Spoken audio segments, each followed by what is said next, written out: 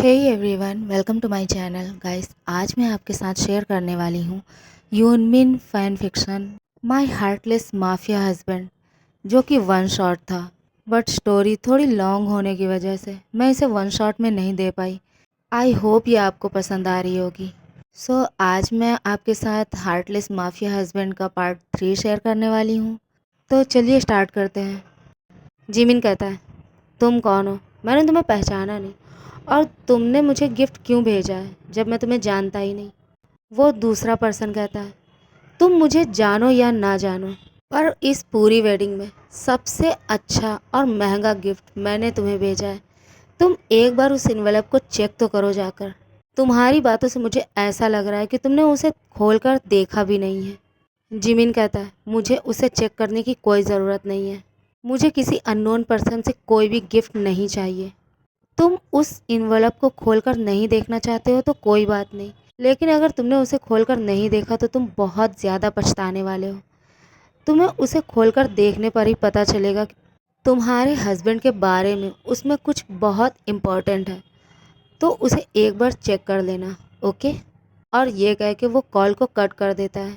Jimin, जो उसकी बातों को इग्नोर करके फ़ोन पॉकेट में रख के अपने काम को करने लगता है। थोड़ी देर के बाद जब वो ऑफिस से निकलता है, उसे बार बार उस पर्सन की बातों को याद करके गुस्सा आ रहा था। वो मन ही मन सोचता है, ऐसा क्या है उस एनवलप में जिसके लिए वो मुझे इतना ज़्यादा फोर्स कर रहा है?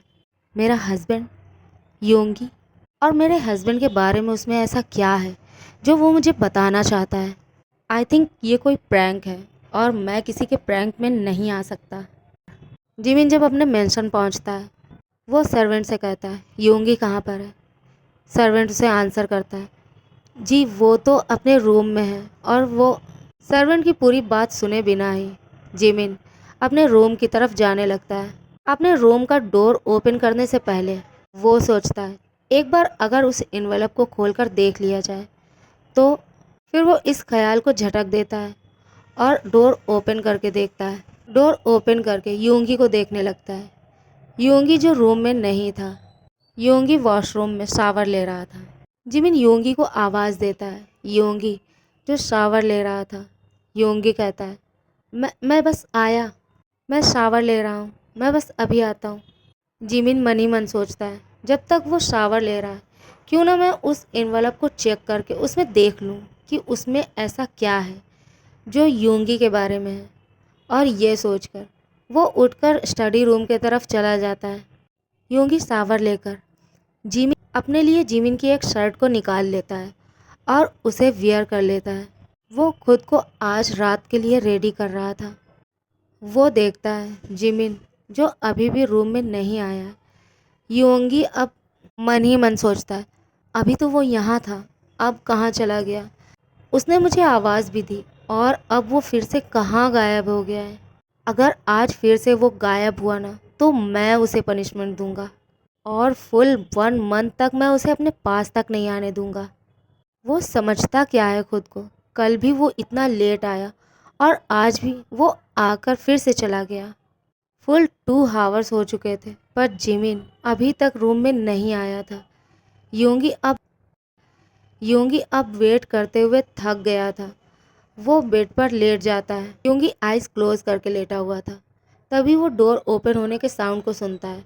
वो जल्दबाजी में उठकर बैठ जाता है और अपने आप को ठीक करने लगता है। सडनली उसकी नज़र जिमिन पर जाती है, जो बहुत ज़्यादा ड्रंक था। वो उठकर जिमिन के पास जाने लगता है उसे संभालने के लिए।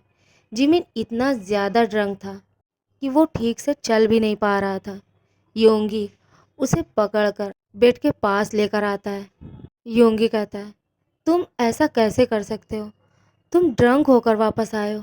तुमने आज मुझसे कुछ कहा था, है ना? तुमने ड्रिंक क्यों किया?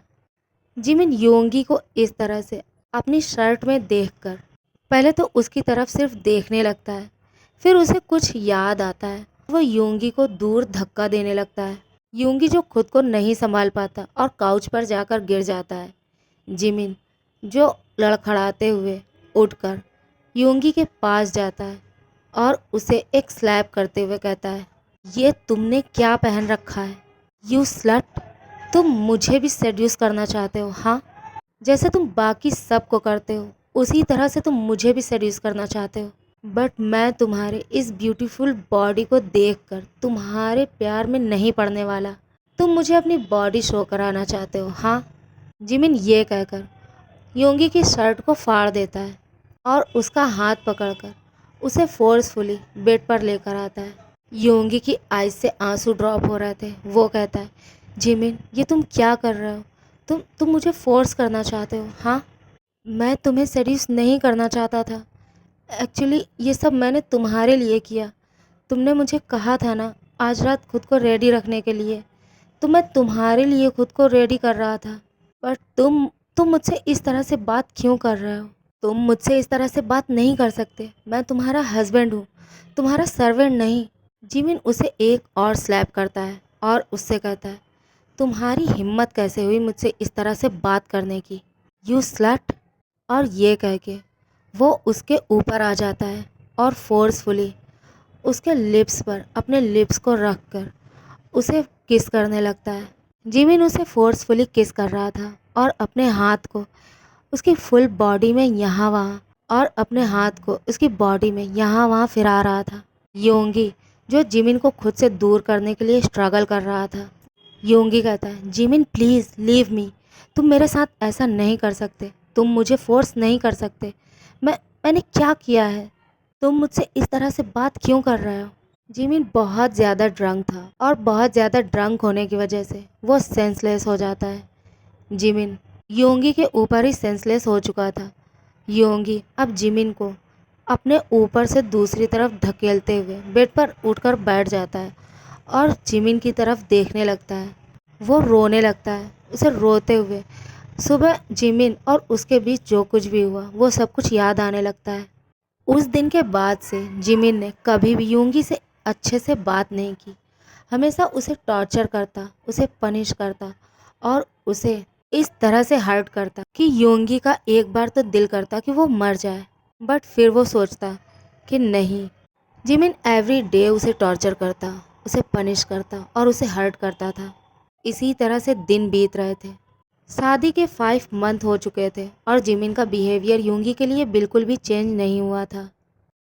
जिमिन एवरीडे ही योंगी को किसी ना किसी बहाने से टॉर्चर करता है, पनिश करता है और आज भी उसे एक नया बहाना मिल चुका था योंगी को टॉर्चर करने का। जिमिन डाइनिंग टेबल पर बैठकर अपनी कोल्ड आइज से योंगी की तरफ ही देख रहा था। मैंने तुम्हें कल रात ही वार्न किया था, कल मुझे ऑफिस जल्दी जाना है, तो आज तुम्हें ब्रेकफास्ट बनाने में इतना ज़्यादा लेट कैसे हो गया? हाँ, क्या तुम्हें मेरी बात समझ नहीं आती है या फिर तुम मार खा खा के ढीठ हो चुके हो? तुम्हें मेरी बात का कोई फ़र्क नहीं पड़ता। योंगी अपनी शेकिंग वॉइस में कहता है, वो मैं थोड़ा सा टायर्ड था, इसीलिए मुझे उठने में थोड़ा लेट हो गया, बट ब्रेकफास्ट रेडी है, तुम इसे खा सकते हो। जिमिन योंगी की बातों को सुनकर अपनी कोल्ड आइज से उसकी तरफ देखने लगता है। जिमिन बिना कुछ बोले वहाँ से जाने लगता है। योंगी जो उससे कहता है, प्लीज़ तुम ऐसे नहीं जा सकते, मैं नेक्स्ट टाइम ऐसी गलती नहीं करूँगा, प्लीज़। योंगी उसे बार बार ब्रेकफास्ट करने के लिए रिक्वेस्ट करने लगता है क्योंकि उसे पता था अगर वो आज मेंशन से बिना कुछ खाए गया तो नाइट में आकर वो उसे बहुत ज़्यादा पनिश करने वाला है। और योंगी कल रात की पनिशमेंट को ही नहीं भूला था। उसे अपनी फुल बॉडी में बहुत ज़्यादा पेन फील होता है और वो इसीलिए चाहता था कि जिमिन ब्रेकफास्ट करके ही ऑफिस जाए। जिमिन योंगी की बात को सुने बिना ही वहाँ से चला जाता है। वो ना ही उसकी किसी बात को सुनता है और ना ही उसे कोई रिएक्ट करता है। योंगी अब बहुत ज़्यादा वरीड था। उसे बिल्कुल भी समझ नहीं आ रहा था कि वो अब क्या करे। वो रात के बारे में सोच के ही बहुत ज़्यादा घबरा रहा था। वो पैनिक करने लगता है।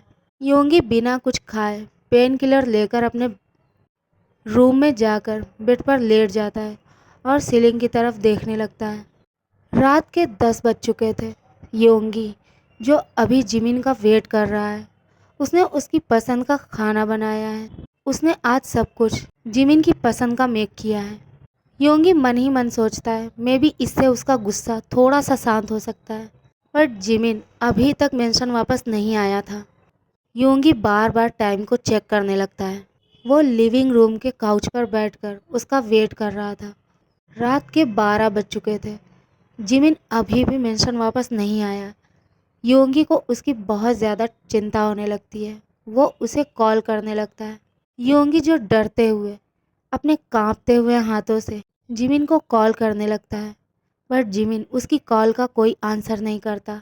योंगी अपने फ़ोन को साइड में रख के जो काउच पर खुद को ढीला छोड़कर बैठ जाता है और उसे कब नींद आ गई वो खुद भी नहीं जानता। 1 आवर के बाद जिमिन अब मेंशन में वापस आ चुका था। वो अपने रूम की तरफ जाने लगता है। तभी वो योंगी को काउच पर बैठा हुआ देखता है। वो उसके पास चलकर आता है। जिमिन योंगी को आवाज़ देना चाहता है, बट वो उसे सोता हुआ देखकर चुपचाप उसकी तरफ ही देखने लगता है।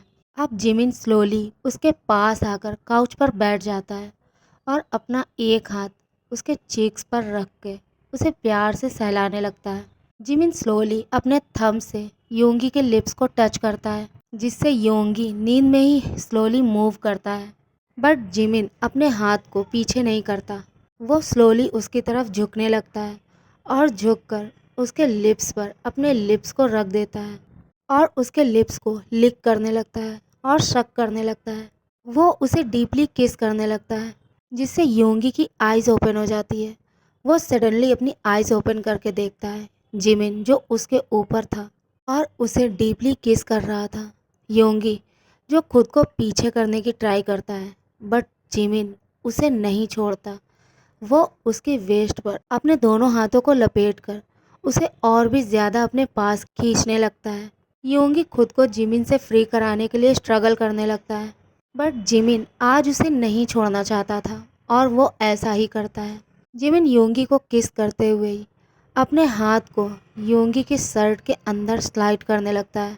योंगी इससे बहुत ज़्यादा डर गया था, घबरा जाता है और वो अपने दोनों हाथों को जिमिन के शोल्डर पर रखकर उसे पीछे की तरफ धक्का देने लगता है। बट जिमिन की पकड़ जो बहुत ज़्यादा स्ट्रांग थी, वो उसे बिल्कुल भी नहीं छोड़ता। इवन वो योंगी के चेस्ट पर अपने हाथ को ले जाकर उसे वहाँ मसाज करने लगता है। जिमिन योंगी के लिप्स को छोड़कर उसके नेक पर आ जाता है और उसे वहाँ शक करने लगता है, किस करने लगता है और बाइट करने लगता है। योंगी कहता है, तुम ये क्या कर रहे हो, छोड़ो मुझे, तुम अभी सेंस में नहीं हो एंड आई नो कि तुम जब सेंस में होगे तुम्हें इसका रिग्रेट होगा। तुम मेरे साथ जो भी कर रहे हो, आई नो कि तुम ड्रंकन हालत में कर रहे हो। जब तुम्हारा हैंगओवर ख़त्म होगा तब तब तुम्हें इसके लिए पछतावा होगा। आई एम श्योर कि तब तुम्हें इसके लिए पछतावा होगा। जिमिन योंगी की बातों को सुनकर उसके नेक को छोड़ देता है और अपने फेस को योंगी के फेस के पास ले जाकर उसकी आंखों में देखते हुए कहता है, बेबी बॉय, तुम नहीं जानते मैं कितना ज़्यादा बैडली तुम्हें चाहता हूँ। मैं तुम्हें अपना बनाना चाहता हूँ और तुम्हारे साथ वो सब कुछ करना चाहता हूँ जो मैंने अभी तक नहीं किया है। जिमिन स्लोली योंगी से कहता है, I love you baby boy and I want you. Jimin के माउथ से लव वर्ड सुनकर योंगी बहुत ज़्यादा हैप्पी हो जाता है और वो अपने मन में सोचता है, तो क्या हुआ कि जिमिन अभी अपने सेंस में नहीं है। बट जब इंसान ड्रंक होता है तब वो बिल्कुल सच बोलता है और जो उसके दिल में होता है इंसान वही बोलता है। वो चाहे किसी को अच्छा लगे या बुरा, कोई भी इंसान जब अपने सेंस में होता है तो वो अच्छा और बुरा सब सोच कर बोलता है।